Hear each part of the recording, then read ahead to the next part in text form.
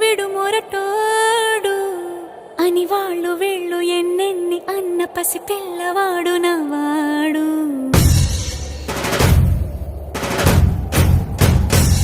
విడు ముండోడు అని ఊరు వాడ అనుకున్న గాని మహారాజు నాకు నవ్వాడు.